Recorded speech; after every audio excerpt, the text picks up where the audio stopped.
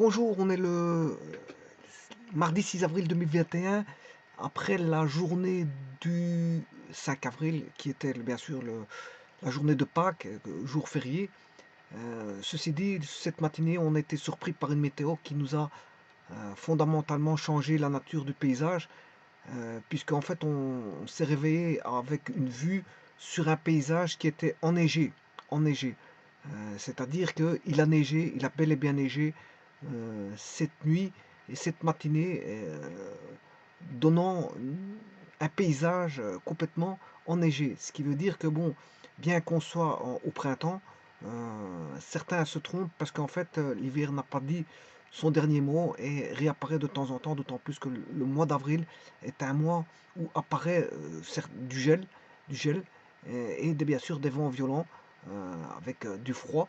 Et donc, le mois d'avril a bien fait les choses en ce début d'avril, puisqu'en fait, il s'avère que ce qui s'y produit chaque année au mois d'avril se rencontre cette année-ci, c'est-à-dire avec un printemps, début de printemps qui est euh, mitigé et qui ne s'annonce pas euh, de, voilà, il ne s'annonce pas de pleine, il ne s'annonce pas, je veux dire, euh, on va dire, il ne s'annonce pas forcément comme on pourrait le concevoir. Parce que, bon, généralement, le printemps, on le conçoit d'une certaine façon, d'autant plus que le printemps est trompeur, puisque je vous avais dit que il y a quelques jours d'ici, il faisait très beau, avec des températures de passé 23 degrés, un ensoleillement, une clarté magnifique qui a duré 2 3 jours. Par après, bon, la météo a commencé à se dégrader pour donner finalement ce qu'on vient d'apercevoir aujourd'hui, c'est-à-dire de la neige. Eh bien, oui, on est bien au printemps avec de la neige. Ceci dit, il n'y a rien de bizarre à ça. C'est bon, la météo voilà, fait son travail. Et quand bon, elle doit faire tomber de la neige tombe. C'est aussi simple que ça. Eh bien, aujourd'hui, on a été surpris quand même. Et voilà, c'est une journée quand même, d'autant plus que le froid est quand même coriace, hein. Il fait quand même, on a un vent froid. Bon, je reviens ici sur Microcap et je vais voir ici un montage assez simple qui est un condensateur avec résistance. Alors, si je prends un générateur, je vais faire deux montages. D'ailleurs, je vais les faire directement. Il y a le montage que voici. Je dirais quelle est la différence entre ce montage-là. Bien sûr, je prends le potentiel ici, hein. Je prends la potentiel ici. Ce montage-là.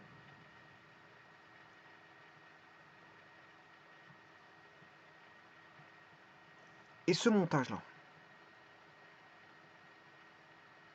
Il ne faut pas faire des mélanges, hein, parce que bon, certaines personnes mélangent tout et n'importe quoi, ce qui est un petit peu normal, parce que bon, on peut, au travers de différentes schématiques, bon, avoir on va dire faire des mélanges, faire des mélanges.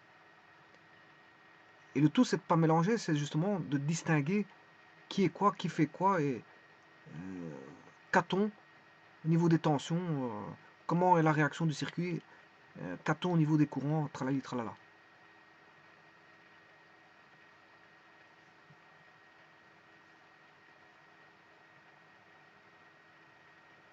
Voilà. Ces deux circuits ne sont pas identiques, hein, du tout. Ils ne sont pas du tout identiques. Il y en a un, il y a un générateur. Effectivement, un générateur, je peux mettre les mêmes tensions, ça c'est pas un problème. Jusqu'à présent, tout corrobore. Le condensateur, je peux mettre, je sais pas combien de microfarads. Qu'est-ce que je peux mettre? 100 microfarads. Jusqu'à présent, ça va. Là, je vais mettre 100 microfarads. Ok.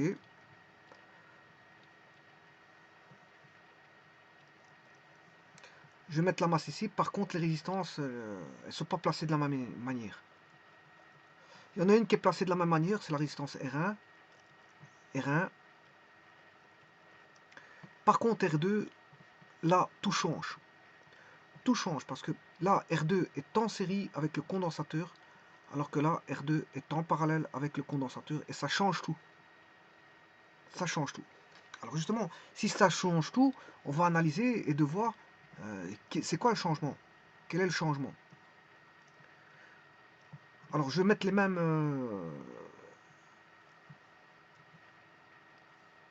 valeurs.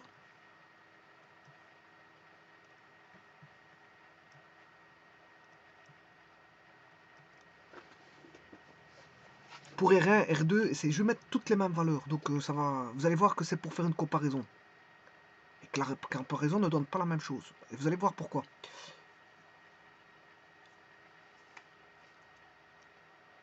Alors, si vous avez compris que, bon, je vous rappelle que dans un condensateur, le courant ne passe pas. Hein.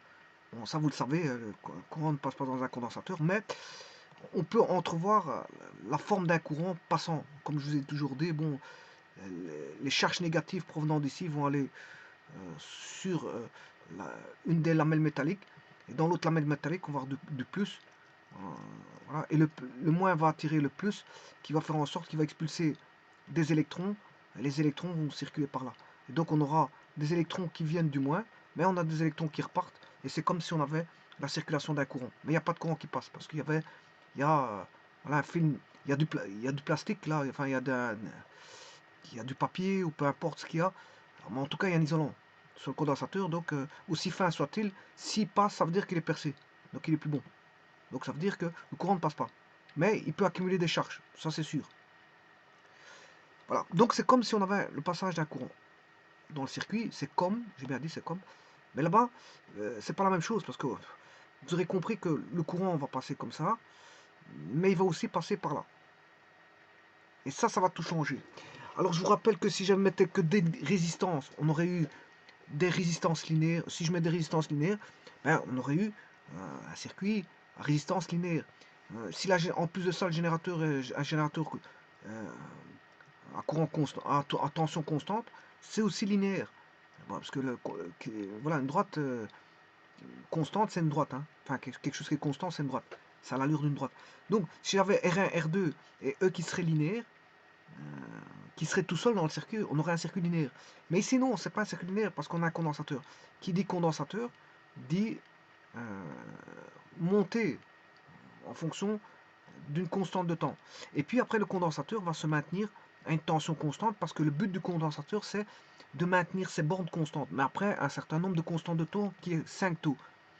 Après 5 taux, on décide que, enfin, le condensateur décide qu'il est chargé. C'est-à-dire qu'il a une tendance à maintenir ses bandes constantes, mais après 5 taux. Donc, ce sera pareil ici. Il va maintenir ses bandes constantes après 5 taux. Donc, là, on a bien, voilà, on a ceci. Bon, vous allez me dire, ouais, mais on a les mêmes composants. On a même force électromotrice, même mise à la masse. On a les mêmes résistances, même condensateur, même comment on appelle, loi du condensateur. Et c'est quoi qui va changer alors là-dedans? Qu'est-ce qui va changer là-dedans? Qu'est-ce qui pourrait changer? Eh bien justement, c'est ça que je vous ai expliqué. C'est que justement, le fait qu'on ait mis une résistance sur un condensateur en série et une résistance en condensateur en parallèle n'est pas le même. Bon, dans un premier temps, je vais vous montrer à l'aide de microcap, et dans un second temps, je vais vous montrer ça. Alors pour ça, je vais faire les deux montages. Donc je vais aller chercher, bon, je vais mettre la grille. Hein. Dans un premier temps, je vais mettre les préférences pour que vous voyez ce que je vais placer. Donc je vais aller mettre dans le général large tout le bras. Comme ça, vous avez une plus large. Voilà. Et là, je vais aller chercher une résistance 5K. Une résistance de 5K. Une résistance de 10K. Une résistance. Ouais, bon, là, ouais, je vais les renommer après. Une résistance de 10K. Alors, je vais chercher une force électromotrice continue de 150 volts. Je suis en électricité ici. Je vais mettre une force électromotrice de toujours 150 volts pour pouvoir faire la comparaison. Voilà. Bon, maintenant, je vais aller chercher mon condensateur de 10 microfarads.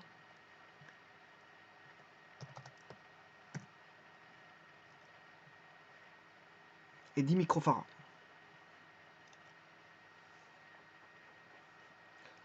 Alors ici, je vais regarder le comportement à long terme. Hein. Bon, j'ai plus besoin de tout ça. Je peux câbler. Maintenant, je vais mettre celui-là. Je vais mettre la grille. Voilà, cette grille-là. 5 kg, je vais le mettre en... Je vais faire une rotation. Rotate. Comme ceci.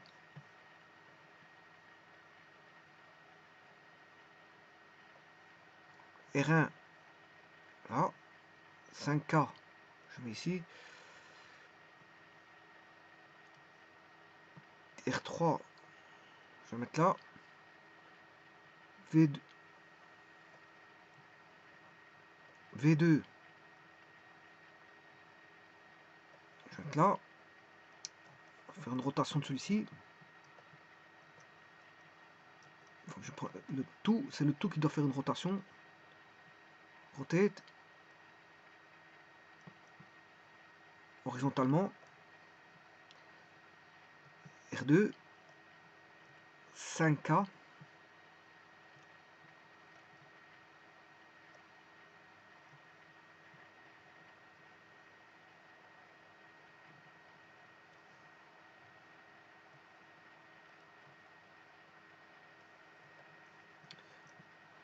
Voilà, je n'ai plus besoin de rien. Normalement, j'ai oublié une masse. Je vais chercher une masse.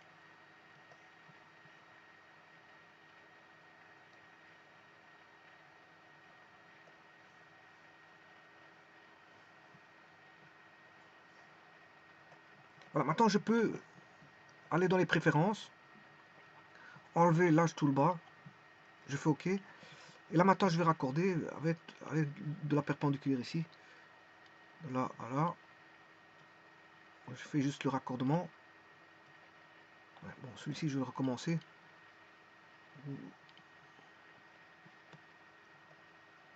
Undo wire. Wire. Wire c'est le câble. Voilà, je recule celui-là. Je refais le câble. Je refais le. Je vais mettre celui-là à la masse. Celui-là à la masse. Raccorder celui-ci. Voilà. Ensuite, je fais pareil. Je mets celui-ci. Je câble le deuxième circuit.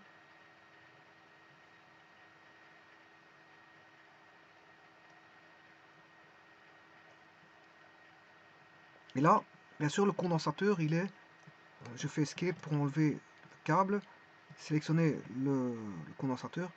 On aura un circuit. Alors je vais rechercher le câble.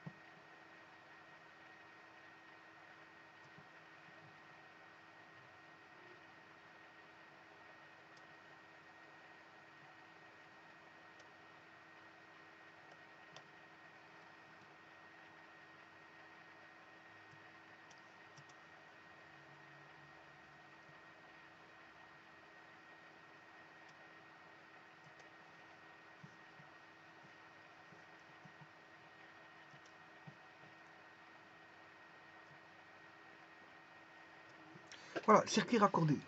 Alors je vais me dire c'est quoi la différence. Tout d'abord je vais mettre les composants correctement. J'ai 5K, 3K, 10K, ok. Je vais faire un zoom. CTRL plus. Voilà, maintenant je vais faire un peu plus de place parce que je vais ramener un appareil de mesure.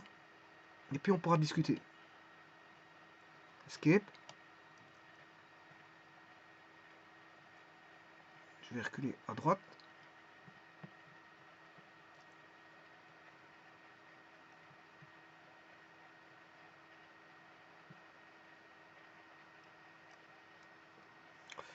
Voilà. Alors maintenant, je vais chercher les appareils de mesure. Il m'en faudra peut-être 3. On va en chercher. Bon, pour ça, je vais...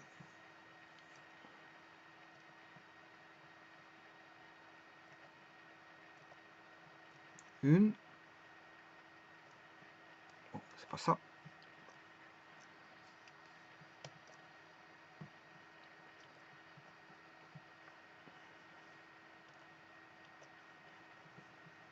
C'est assez grand quand même. Hein. Bon, il est utilisé en digital, il n'y a pas de problème. En voltmètre, ok, j'accepte. Je vais en mettre un second. Bon, pour ça, je vais faire un... Ouais. Je vais mettre là. La même chose, j'acquiesce. Et alors, un troisième que je peux... Je sais pas si je peux mettre ça ici. Bon, je vais faire un contrôle moins. Je vais mettre là. Ils sont grands, ces appareils-là. Alors, pourquoi j'ai mis autant? Parce que je vais faire un câblage de là à là. Un câblage à la masse. Et puis, je vais mesurer de là au niveau du condensateur. Qu'est-ce qu'il y a?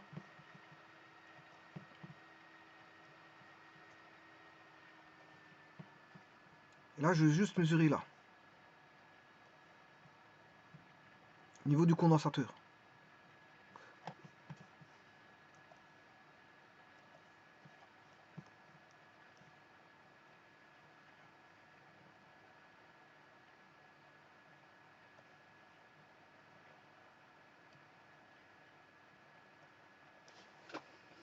Voilà, maintenant tout est fait. Je vais peut-être modifier. Bon, je vais lancer l'analyse.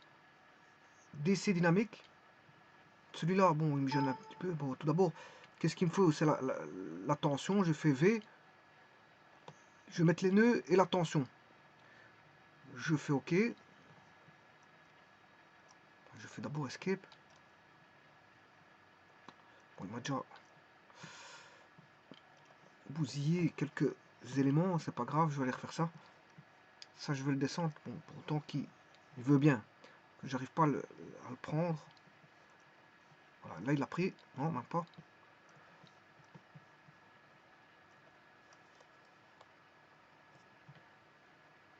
Alors, cette fois-ci, il l'a pris. Bon, ce qui va dire qu'il m'a bousillé un petit peu le circuit. Hein. En fait, qu'il ne prenait pas, que j'ai dû forcer.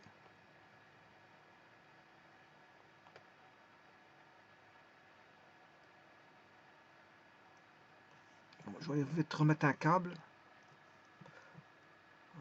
De là à là. Et de là à là. Ouais, ça, je peux pas faire parce que c'est par rapport à la masse. Edit, undo wire. Ouais, je sais pas pourquoi j'ai fait ça. Parce que ça n'a rien à voir, ça. Je dois déliter. J'ai fait une bêtise. Bon, je vais la rétablir. Je prends le câble. Et je vais de là là. Voilà. Tout est dit. Vous voyez les mesures.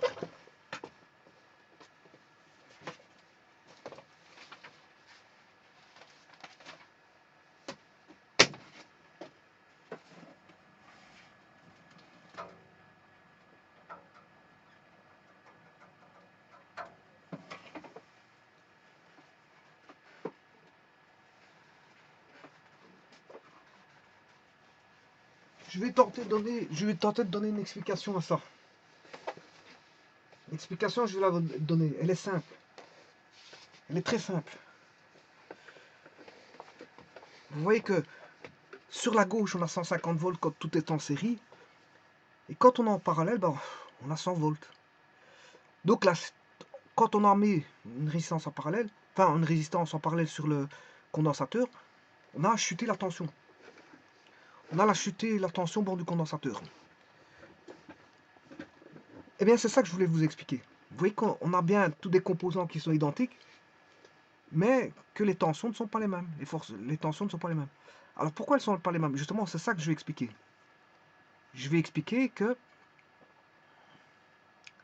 on a un circuit à gauche, un circuit à droite. D'ailleurs, je vais aller faire une copie.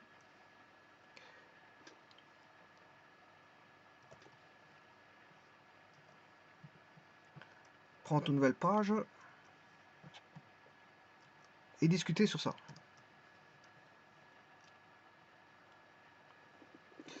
En fait, qu'est-ce qui se passe ici? Je vais expliquer le point là.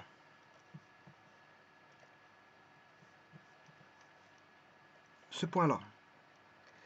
Ce point-là, c'est tout simplement pourquoi on a 100 volts, mais c'est parce qu'on a un circuit de Thévenin. Il faut calculer, si vous voulez, la résistance de Thévenin. La résistance de Thévenin, ben, ce sera R2 et R4 en parallèle. Et qu'on aura un générateur de Thévenin. Un générateur de Thévenin. Et le générateur de Thévenin, mais il vaudra la force électromotrice de départ qui vaut 150 volts fois ben, R4 sur R2 plus R4.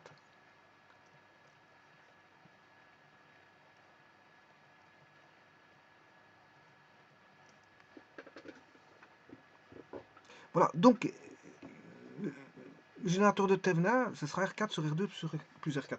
Ce qui veut dire, si je prends ma machine, j'aurai R4 c'est 10 kg, 10 kg divisé par 5 plus 10, divisé par 15, fois 150 volts. Voilà, 100 volts. Le générateur de Thévenin fait 100 volts.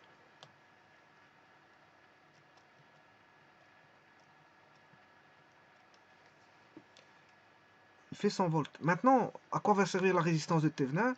Elle va permettre de calculer la constante de temps R Thévenin fois C. Donc la constante de temps que je vais appeler taux. La résistance de Thévenin va permettre de calculer taux. Et après 5 taux, le condensateur aura une tendance à se charger. Donc le condensateur a une tendance à évoluer vers une maintenance de ses bornes constantes. Donc il a une tendance à maintenir ses bornes constantes. Après 5 taux, bien sûr. Hein. Tout dépend combien vaut taux. Après 5 taux, il va maintenir ses bornes constantes. Mais sa borne constante est à 100 volts ici. La borne constante est à 100 volts. La borne constante ici est à 100 volts. C'est pour ça que le voltmètre dit qu'il y a 100 volts. Mais alors, qu'est-ce qui se passe là-bas? Là, ça n'a plus rien à voir. Là, qu'est-ce qui se passe? Eh bien, on pourrait voir la chose comme ceci.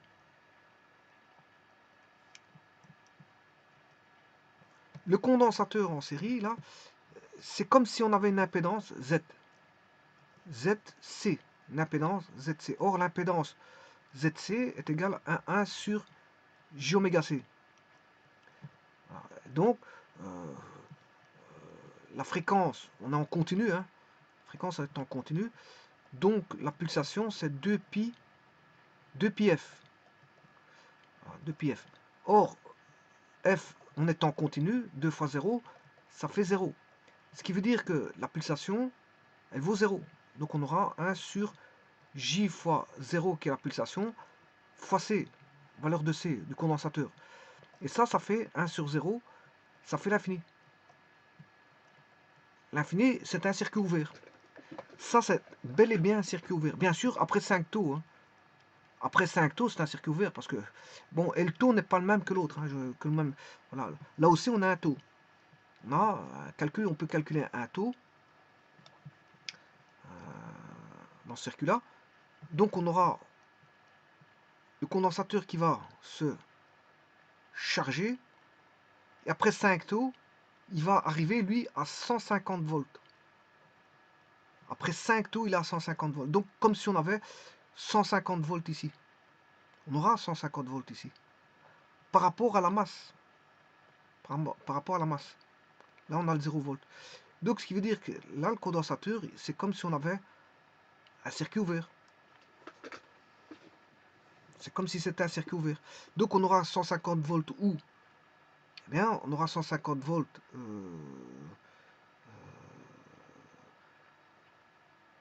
T'as un circuit ouvert, mais les charges passent. Hein. Enfin, quand il s'est chargé, oui, quand il s'est chargé, il n'y a plus de charge qui passe, bien sûr.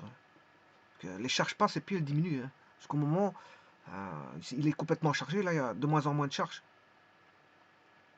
Donc ici, justement, il y a de moins en moins de charges qui passent, donc il y a de moins en moins de charges qui passent en finalité. Parce que quand il est chargé, il y a de moins en moins de charges. Donc c'est comme un circuit ouvert. Et si c'est un circuit ouvert, là on aura 150 volts. On aura 150 volts ici, 150 volts là. Et ils proviennent d'où ces 100 ben, ils proviennent de l'alimentation. Hein. Donc si vous mettez le voltmètre ici, vous allez mesurer 150.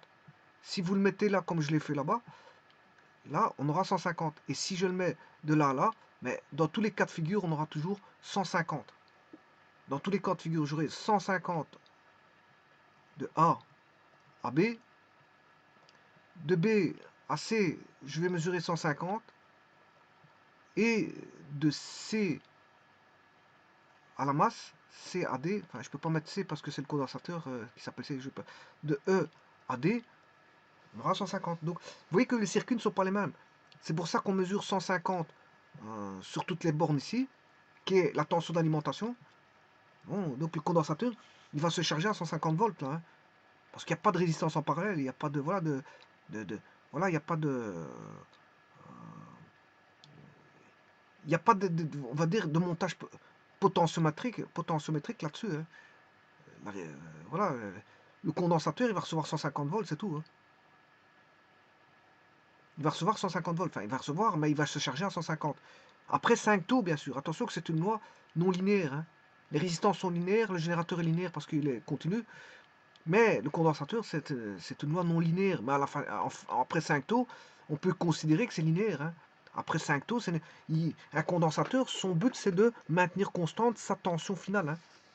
C'est maintenir ses bornes, maintenir constante ses bornes. C'est ça le but d'un condensateur. D'ailleurs, les équations, comment on appelle ça, les Laplace le montreront. Hein.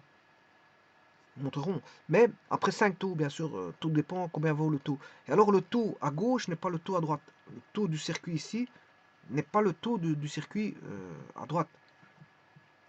Là, il y a bien sûr un circuit de Thévenin ici.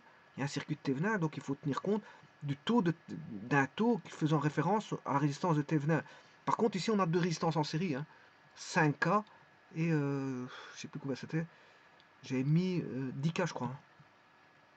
Ouais, c'est 5K et 10K. Ouais, ça, il faut que je le mette. Je vais faire escape et vous le montrer en sortant ici. Hein. Voilà, je peux sortir.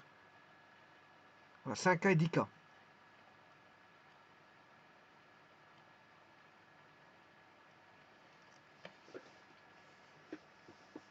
Donc vous voyez que les potentiels ne sont pas les mêmes du fait que, tout simplement, c'est pas les mêmes circuits.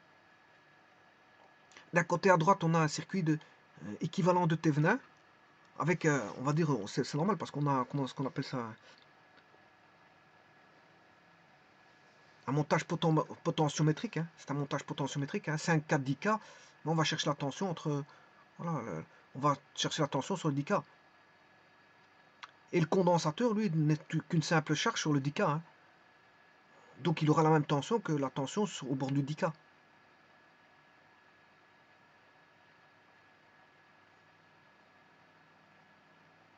Bon, on pourrait dire aussi que à droite, c'est un peu la même chose. Hein. On peut dire que le condensateur sera chargé, on aura un circuit ouvert, après 5 taux. Après 5 taux, on a un circuit ouvert là-bas à droite, il va maintenir sa tension. Il n'y aura plus de courant qui passera, enfin, il n'y aura plus de charges qui passeront au bord du condensateur, parce qu'on ne peut pas parler de courant, hein, mais bon, je parle quand même de courant. Il n'y aura plus de charges qui passeront au bord du condensateur C2 après 5 taux. Enfin, des infimes quantités, mais on considère qu'il n'y aura plus rien. Il n'y a plus rien, on va dire presque plus rien. C'est des infimes quantités qui sont nulles et non avenues. Voilà, donc Donc ce sera un circuit ouvert aussi. Donc de deux côtés, ce sera un circuit ouvert, hein. Ce sera un circuit, C1 sera un circuit ouvert après 5 tours, et C2 sera un circuit ouvert après 5 tours. Mais à la différence à gauche, euh, c'est que on n'a pas un montage potentiométrique à gauche, alors qu'on en a un à droite. C'est pour ça qu'il faut calculer le RT venin, et la tension ne va plus être de, on va dire la tension ne sera plus de 250 volts, mais de 100 volts. Elle va chuter à cause du montage potentiométrique là. Un montage potentiométrique de 5K et de 10K bien sûr. Les 5K, 10K vont concourir à un montage potentiométrique qui va faire chuter la tension aux bornes, aux bornes des 10K, de R4. Et donc fatalement, comme le condensateur est mis en parallèle, est une charge en parallèle sur la résistance de 10K, ben, elle supportera la même tension, tout simplement. Donc attention, hein, un montage n'est pas l'autre. Ouais, ici j'ai retourné une borne, c'est pour ça que il indique un montage n'est pas l'autre. Et ayez le premier coup de le premier ayez le comment est-ce qu'on appelle ça le coup d'œil pour vous apercevoir de tout ça, hein. Bon, je vais le remettre avant de stopper ma vidéo. Ici les câbles, une fois qu'on retire, bon, je vais enlever ça, delete. Celui-là, vous voyez qu'il est mal mis. Je fais delete. J'arrive pas à l'avoir. Delete, voilà, ça je l'ai eu. Je reconnecte la borne là et je reconnecte la borne là-bas. Voilà, 150 volts. Et alors on pourrait mesurer les courants aux bornes de résistance, passage de courant aux bornes de résistance, sans aucun problème. On a tout ce qu'il faut. Alors si vous voulez les courants, je vais les mettre.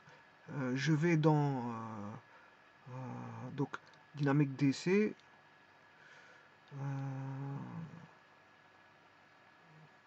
Je sais pas, je vais le recommencer, hein. Donc analyse, dynamique DC. Et là, je vais chercher les courants. Les courants, c'est, je crois, celui-là, currents. Je peux même calculer les puissances, hein, parce que power, c'est les puissances. Donc, je vais mettre le courant, les courants. Je fais OK. Et là, apparaît le courant. Maintenant, pour ne pas mélanger avec les... Voilà. 300 picots, 150 picots, ampères. Sur le condensateur, il n'y a rien qui passe.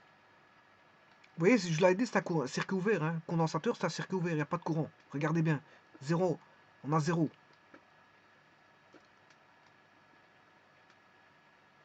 On a zéro.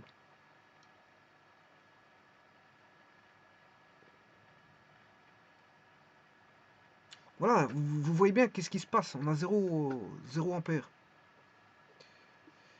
Alors, l'autre côté aussi à droite, c'est pareil. On a 0 ampère sur le condensateur. Par contre, on a 10 milli pour le 10K et 10 milli sur le 5K. C'est vraiment parce que, en fait, il n'y a pas de courant qui passe dans le condensateur. Je vous l'avais dit. Le courant ne fait que passer à travers les résistances. Alors vous allez me dire, c'est quoi ces picots là, 300 picots, 150 picots? C'est pour charger le condensateur, hein. C'est le courant d'amener des charges au niveau de l'armature, voilà, du dessus.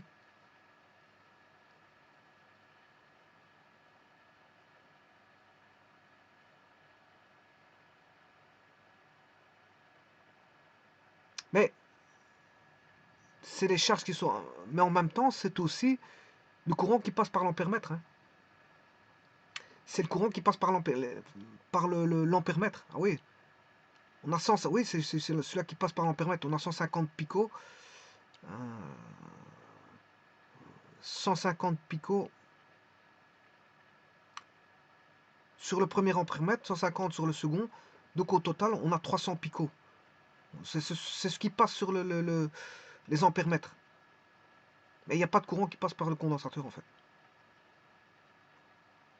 Donc il y a une déviation de de ces picots ampères. L'un 250 vers le premier ampèremètre, l'autre 150 picots dans le second ampèremètre, ce qui fait au total 300 picots ampèremètre.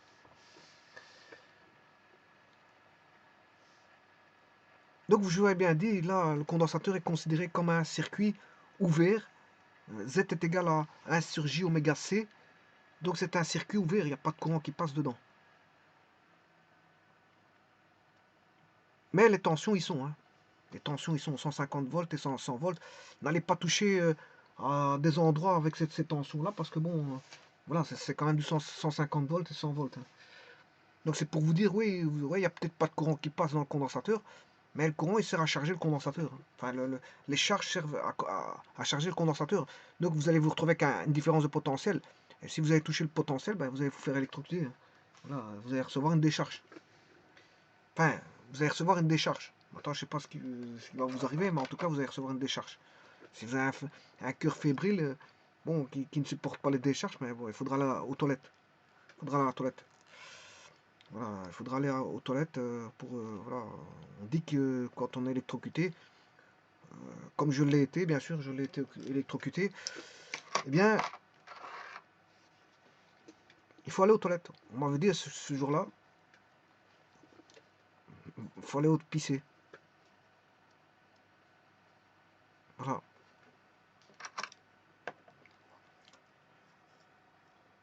Moi, je m'attendais à ce qu'ils appellent une ambulance, mais non, on m'a dit va aux toilettes. Bon, pourquoi pas. Ça m'a peut-être sauvé la vie, hein, qui sait, on ne sait jamais. Enfin bref, je vous remercie.